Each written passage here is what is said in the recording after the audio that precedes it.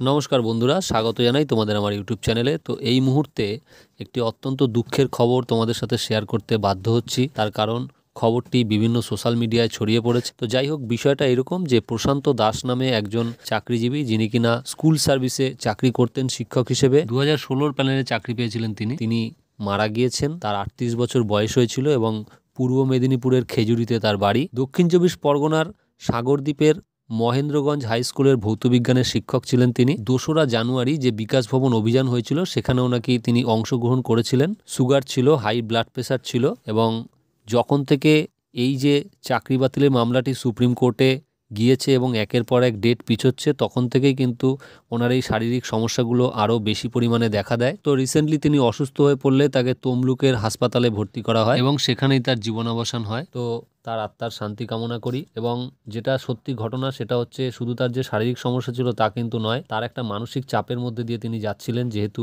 এই 26,000-এর যে প্যানেলটি সেটা বাতিল হওয়ার জন্য একটা জিগির উঠেছে বা সুপ্রিম কোর্টে এই বিষয় নিয়ে আলোচনা হয়েছে। সেটা একটা টেনশনে তিনি ছিলেন, সেটা বোঝা যায়, এবং তিনি আন্দোলনকারী চাকরি প্রার্থীদের সঙ্গে সে আশঙ্কার কথা বলেওছেন। তাছাড়াও তার স্ত্রী ছিল এবং 10 বছরের মেয়ে, বাবা মা ও ভাই তার উপরে নির্ভরশীল ছিল, এবং তিনি কিছু টাকা ঋণও নিয়েছিলেন বলে শোনা যাচ্ছে। তো সেখানে একটা মানসিক চাপ কিন্তু কাজ করেছে। তো এই দুর্নীতির ফলে আর কত প্রাণ বলি হবে আমরা জানি না বন্ধুরা, তবে সবাই সাবধানে থেকো, এবং আশা করছি আর যেন কারোর সাথে এরকম ঘটনা না হয়। তো এইটুকু জানিয়ে সংক্ষেপে ভিডিওটি এখানেই শেষ করছি।